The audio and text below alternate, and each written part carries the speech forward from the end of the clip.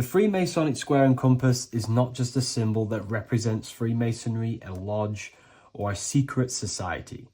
It is a symbol of gaining your own personal power. Now in this video, I'm going to be breaking down this symbol in the most detail I can possibly go into.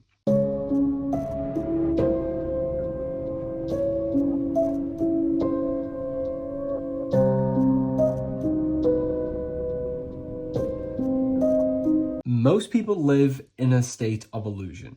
They live their life impulsively, acting based on their five senses, tasting. They want to feel a certain thing like an orgasm, or they're basically just slaves to external things and their five senses, which leads to a very dark path where you'll never actually become a conscious creator and you'll never actually be internally happy. The Freemasonic square and compass reveals some deep wisdom about this. Now let me break this down. If you want to gain your personal power, listen up. The Freemasonic square and compass is a compass which is used to create circles. Now if you notice something about the circle, they have no beginning, no end. You can't tell where it begins and ends. It's eternal, which means this represents consciousness. Now if you don't know what consciousness is, if you close your eyes, you have an internal world. You have thoughts, emotion, visualization. This is all consciousness, spiritual. Then we have the square. The square creates squares or lines, which represents matter. It has a beginning and an end. You can quite see where the beginning of the end is, right? So we can even link this to Leonardo da Vinci, the Vitruvian Man. We see the man in the square with the circle. The circle is the eternal consciousness, and the man is the square, limited to the physical world. But consciousness is not limited, that's why it's outside the square. This is eternal, the body is mortal. The body will die, consciousness will never die. If we look even closer at the symbol, we notice in this particular symbol, we have the compass overlapping the square. This is very, very symbolic. This represents spirit over matter, also known as mind over matter, consciousness over matter, the circle over the square. Like I mentioned earlier, most people are slaves to their senses. They go through their day and all they do is chase validation and feelings. They eat all day to feel good, which means they're a slave to their taste. They're slaves to their feeling.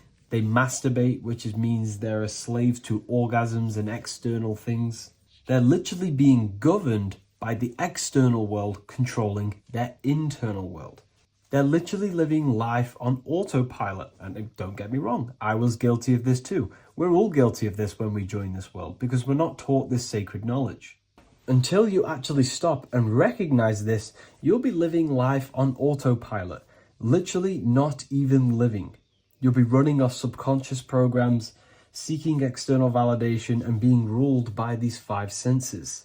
The square underneath the compass represents consciousness on top of matter, which means the internal world is controlling the external world.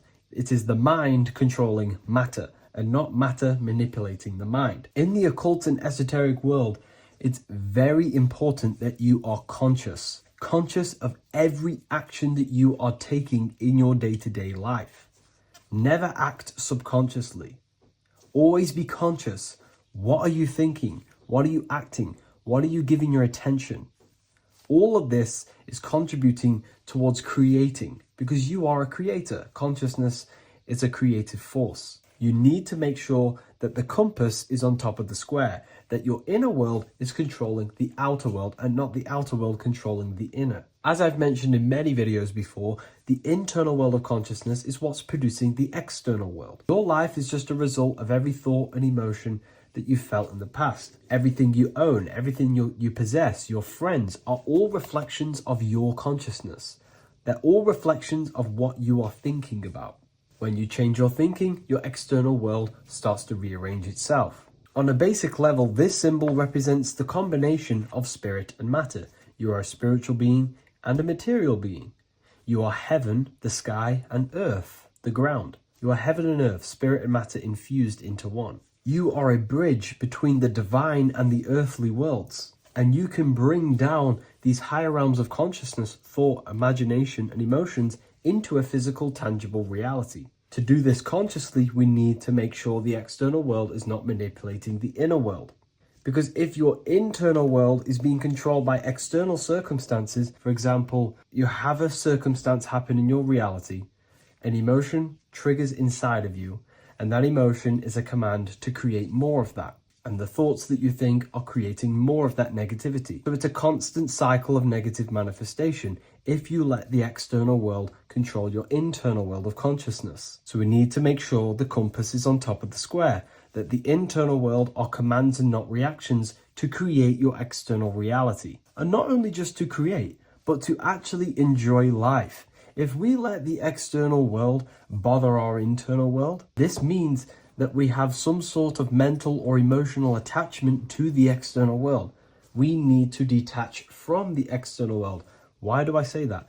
Because it's temporary. It's an illusion. We are going to die one day, and none of this will matter. You need to understand that everything in this world is temporary. You have to be okay with losing things, losing family, losing things in this world, because it's guaranteed to be temporary. We need to make sure the internal world is order and not chaos, commands and not reactions. Now, at the back of the Book of Wisdom, Volume 2, the book that I've wrote here, I go over the different meanings of the different arrangements of the square and compass. Sometimes we see the square overlapping the compass, which is the opposite of what we've just broken down. Or sometimes we see one leg of the compass on top of the square and one leg of the square on top of the compass. These are all highly symbolic. When we see the square overlapping the compass, this pretty much represents the beginning of the Freemasons' journey, when their internal world is being controlled by the external. They have a lot of spiritual growth and a lot of learning and inner work to do.